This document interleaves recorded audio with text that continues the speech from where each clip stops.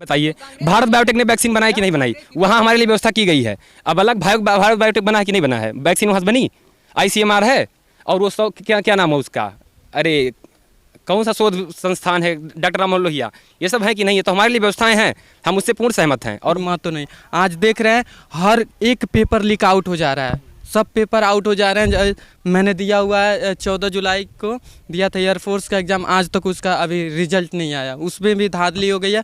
और सुनते हैं बीएड का भी एग्ज़ाम हुआ है, वो भी लीक आउट हो गया है। बीजेपी में बस एक ही चीज़ का विकास हुआ है, केवल धर्म को लेकर। विकास का वास्तविक की परिभाषा ये होता है कि वो धार्मिक रूप से, सामाजिक रूप से और आर्थिक रूप से मजबूत होनी चाहिए, उसको विकास कहते हैं मेरे अनुमान से।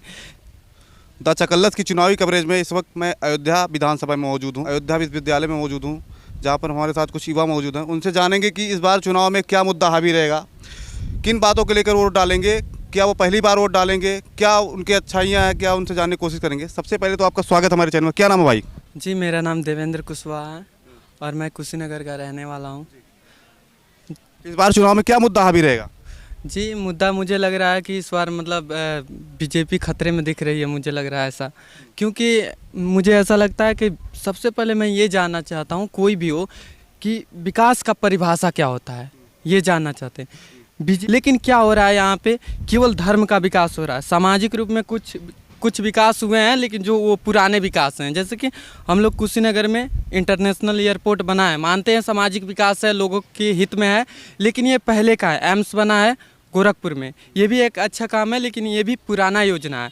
लेकिन पिछले बार जब अखिलेश जी का सरकार था, उसमें एक योजना पास हुआ था हमारे यहाँ, मैत्रेय योजना, जिसमें मतलब उसमें इस योजना में ये था कि पूरे कुशीनगर का जितना भी सिटी है, वो भगवान बुद्ध का जो प्रतिमा बनने वाला था, इतना बड़ा प्रतिमा कि जिसमें पूरा वो कुशीनगर समाहित हो जाए, उनके मतलब पेट में ऐसे टाइप का इतना बड़ा बनने वाला था। लेकिन सरकार चेंज हो गई, बीजेपी आ गई, उसके बाद उस मुद्दे पे कोई बात नहीं हुई।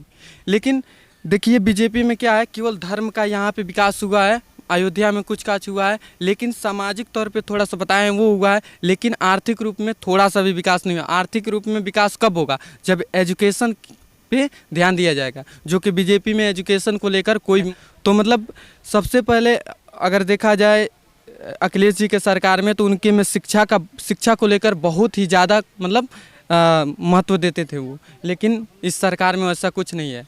क्या मुद्दा होना चाहिए? क्या मुद्दा ये होना चाहिए कि देखिए एजुकेशन अगर सही रहे, मानते हैं धर्म का विकास भी ज़रूरी है, लेकिन साथ ही साथ इकोनॉमिक स्टेटस को लेकर भी मतलब आगे बढ़ना, इसके बढ़ने के लिए सोचना चाहिए, जिसकी वजह से एजुकेशन बहुत ही बेहद ज़रूरी है। जी, क्या नाम आपका? उत्कर्ष। क्या मुद्दा होना चाहिए इस बार चुनाव में? बेरोजगारी सबसे बड़ा मुद्दा, एजुकेशन, और ये जो राम मंदिर चल रहा है, राम मंदिर से कोई भलाई नहीं होगा। यहाँ पर देख रहे हैं कितने ऑक्सीजन से लोग मर गए हैं, बाबा कह रहे हैं कि ऑक्सीजन से कोई मरा नहीं, यही सा कुछ होता है। और यहाँ पर देख लें बांग्लादेश की जीडीपी हम लोग से आगे है, ये बताइए कैसे होगा? पहली बार देख रहे हैं इनके राज्य में, उन्होंने कुछ काम नहीं किया, केवल धर्म पे चिल्ला रहे हैं, जय श्री राम का नारा। भाई श्री राम को कोई ला नहीं सकता, श्री राम भगवान है, इस बार वो अखिलेश को ला रहे हैं, तय हैं, जय अखिलेश तय अखिलेश। नहीं, आप पहली बार वोटर हैं? पहली बार हाँ, इस बार वोटर हैं। आपका क्या नाम है? बस राम पे ही बोलना चाहेंगे। इन्होंने कहा कि नहीं, क्या नाम आपका? निखिल मिश्रा, गोंडा से हैं। कहाँ से है? गोंडा। कौन सी विधानसभा? गौरा 301। क्या मुद्दा होना चाहिए इस बार? बस राम मंदिर मुद्दा होना चाहिए, राम मंदिर ही मुद्दा होगा। जैसा इन्होंने कहा कि राम को कौन ला सकता है, तो त्रेता युग में दशरथ लाए राम को, त्रेता तपस्या की या कुछ भी किया, लेकिन रामचंद्र जी अवतरित हुए। तो उसी प्रकार अब की बार अपने कलयुग में कारण बन रहे हैं माननीय योगी आदित्यनाथ जी, तो उन्हें लाना हमारा दायित्व है और उनको लाइक कराना। कौन से क्लास में पढ़ते हैं आप? मैं बीएससी कर रहा हूँ, यहाँ से बायोटेक कर रहा हूँ। आगे आपकी क्या तैयारी रहेगी? आगे बस साइंटिस्ट बनना है जी। तो अगर धर्म आगे बढ़ेगा तो आप साइंटिस्ट कैसे बनेंगे? पढ़ाई लिखाई यही धर्म की बात, अगर हमारे कश्मीरी पंडितों ने यही धर्म मांगा होता तो आज उनको पलायन न करना पड़ा होता। अब ये लोग आज रोजगार मांग रहे हैं, तो रोजगार पे हम कुछ जहाँ हमारी सरकार असफल हुई है उसको 10 मार्च के बाद का निवारण किया जाएगा। माननीय मोदी जी ने हमको कहा है, हम सबसे उन्होंने कहा है कि उसका निवारण होगा, तो उसका निवारण होगा, रोजगार मिलेगा सबको। लेकिन अब इसके लिए राम मंदिर को मुद्दा बनाया जाएगा, राम मंदिर का पूरा मुद्दा रहेगा अब की बार। उसके अलावा क्या मुद्दा रहेगा? बस इतनी महंगाई बढ़ी हुई है, बेरोजगारी है, शिक्षा व्यवस्था एकदम पूरी तरीके से कोरोना काल में देखा जाए ध्वस्त है, तो उस पर क्या कहना चाहेंगे आप? शिक्षा व्यवस्था हर जगह डगमगाई हुई है क्योंकि कोरोना आया था। कोरोना या तो मोदी जी तो लाए नहीं, कोरोना आया तो उस पर हमारी सरकार ने काम किया है। जगह जगह हमारी सरकार ने राशन बंटवाए, फ्री में राशन मिल रहा है सबको, जहाँ राशन मिलता ही नहीं था। बिजली की व्यवस्था लोग करने के लिए कह रहे थे, बिजली दे ही नहीं रहते, बिजली आएगी कहाँ से। हमारी सरकार कम से कम बिजली उपलब्ध करा रही है। हम गोंडा से रहने वाले हैं, हम लोग के यहाँ पहले जब इनकी सरकार थी माननीय अखिलेश यादव जी की, हफ्ते भर 3 महीना बिजली नहीं आती थी। एक हफ्ते में आज ट्रांसफर बदले जा रहे हैं, ट्रांसफार्मर जहाँ इधर ब्लास्ट हुआ उधर बदल उठा रहा है। इसके अलावा क्या मुद्दा होना चाहिए? बस इसके अलावा मुद्दा हम बस राम मंदिर मुद्दा सबसे बड़ा, धर्म ही सबसे ज़्यादा आगे रहेगा, तभी सब कुछ देश आगे बढ़ेगा। धर्म सबसे आगे होना चाहिए, क्योंकि बिना धर्म के हमारा समाज आगे बढ़ ही नहीं सकता। यही धर्म हमारे कश्मीरी पंडित नहीं मांग पाए, यही धर्म कैराना के पंडित नहीं मांग पाए, कैराने से प्लान करना पड़ा उनको, यही फिर कश्मीरी पंडितों को भी प्लान करना पड़ा। धर्म आप बीएससी के स्टूडेंट हैं, अयोध्या में पढ़ रहे हैं विश्वविद्यालय में, आप गौरा विधानसभा 301 के निवासी भी हैं। बीएससी करने के बाद आपको मंदिर में जाएंगे कि आप किसी विद्यालय में पढ़ने जाएंगे, किसी नौकरी करेंगे? मंदिर सबसे पहले तो मैं बताऊंगा, मंदिर हमारे लिए बहुत ज़्यादा जरूरी है। मंदिर जरूरी है क्योंकि सारी जितनी आर्थिक व्यवस्थाएं होंगी। आप स्टूडेंट हैं, पढ़ने के बाद मंदिर में जाएंगे कि या कहीं विश्वविद्यालय में पढ़ाने जाएंगे कि तो विश्वविद्यालयों की व्यवस्था है या नहीं है, पहले आप बताइए। मंदिर तो है, मंदिर बनना जरूरी है। मंदिर बना। आपका क्या नाम है? करण मिश्रा नाम है, मैं सदर विधायक गोंडा से हूँ और मेरे लिए भी राम मंदिर, गोंडा में क्या मुद्दा हावी रहेगा और इस पूरे प्रदेश में क्या मुद्दा हावी रहेगा? राम मंदिर बहुत बड़ा एक मुद्दा है जिसको योगी जी ने, पिछली बहुत सी सरकारें बनी लेकिन राम मंदिर को कोई भी इस मुद्दे को क्लियर नहीं कर पाया। और योगी जी ने इस बात का हम लोगों से वादा किया था कि जब हमारी सरकार दोनों जगह, केंद्र में भी और यहाँ मतलब राज्य में भी, जब दोनों जगह हमारी सरकार होगी तो हम इस मुद्दे को क्लियर करेंगे। और हमारे योगी जी ने इस मुद्दे को क्लियर किया और बिना कोई दंगा फसाद के, लोगों ने कहा था कि गोली चल जाएगी, ये हो जाएगा, वो हो जाएगा, बल्कि ऐसा कुछ भी नहीं हुआ। और इसलिए हम लोग योगी जी को वोट करेंगे। जो राम को लाए हैं हम उनको लाएंगे। राम को तो बहुत पहले से आया है, राम को कोई भाजपा वालों ने नहीं लेके आया। राम को भाजपा वाले नहीं लेकर आए हैं, लेकिन राम का नाम खत्म होता जा रहा था और राम के नाम को फिर से आगे बढ़ाया। अयोध्या का ये हाल था जो हाल आज है, वो हाल 2017 में जब अखिलेश जी यादव से, मतलब जब इनकी गवर्नमेंट थी, तो ये हाल अयोध्या का बहुत ज़्यादा बेकार था। लेकिन आज के समय अयोध्या, काशी, मथुरा, ऐसे कई सारे धार्मिक स्थल भी कुल मिला के हावी हैं और ये मुद्दा बहुत बड़ा मुद्दा है। शिक्षा, रोजगार, महंगाई, भ्रष्टाचार, शिक्षा, रोजगार, महंगाई, शिक्षा, ये लोग शिक्षा की बात कर रहे हैं। अखिलेश यादव की गवर्नमेंट में तो नकल होता था, खुलेआम नकल होता था। इस बार तो परीक्षा नहीं हुई भाई। इस बार परीक्षा इसलिए नहीं हुई क्योंकि कोरोना काल के वजह से, क्योंकि कोरोना काल में क्या हुआ कि कोविड प्रोटोकॉल का फॉलो करते हुए हम लोग मतलब जैसे कि हम आप अपने घर के कोई भी गार्जियन होगा तो कोई मतलब अपने घर का कोई गार्जियन किसी बच्चे को भेजना नहीं चाह रहा था। योगी सेंट्रल से ये आदेश मिला कि स्टेट गवर्नमेंट को कि आपका मन करे मतलब तो आप परीक्षा करवा लीजिए और या ना मन करे तो ना कराइए। नहीं, ऑनलाइन विकल्प तो है हमारे पास, डिजिटल इंडिया का नारा दे रहे भाजपा सरकार, तो आप कह रहे कि ऑनलाइन परीक्षा भी करवाई जा सकती है ना?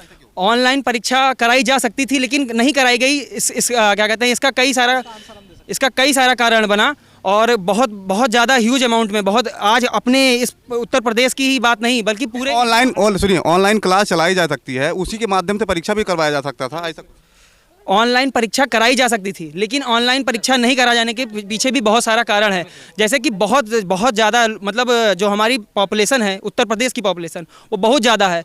इससे क्या हुआ कि कुछ बच्चों का सर्वर क्रैश हो जाता था, कुछ बच्चे ग्रामीण क्षेत्र से होते थे, बहुत से बच्चे ऐसे थे कि जिनके पास फ़ोन का सिस्टम नहीं था। तो ये सारी चीज़ें प्रॉब्लम को देखते हुए योगी जी ने जो कुछ भी निर्णय लिया वो एक प्रकार से सही निर्णय है मेरे ख्याल से। आपका क्या नाम है? सुमित सिंह, कहाँ से? मिल्कीपुर विधानसभा से। फैजाबाद से? जी, फैजाबाद से ही है। क्या मुद्दा होना चाहिए चुनाव में इस बार? मुद्दा क्या होना चाहिए, अभी हमारे भाइयों ने कहा कि एजुकेशन। आप ये बताइए। किस क्लास में पढ़ते हैं? जी, हम बीएससी फर्स्ट ईयर माइक्रोबायोलॉजी से हैं। जी, आगे क्या करना चाहिए? जी, साइंटिस्ट हम भी बनेंगे। साइंटिस्ट बनना चाहिए। हम ये क्या मुद्दा हावी होना चाहिए मतलब चुनाव में, क्या मुद्दा? मुद्दा हावी तो बता चुके हैं कि एजुकेशन का मुद्दा हावी होना चाहिए। हम इनसे एक क्वेश्चन करना चाहेंगे कि जो एजुकेशन अभी इस टाइम चल रही है, अगर वो अखिलेश सरकार में होती तो आपको पढ़ना ही ना पड़ता, आपको आंसर नंबर वैसे ही मिल जाते।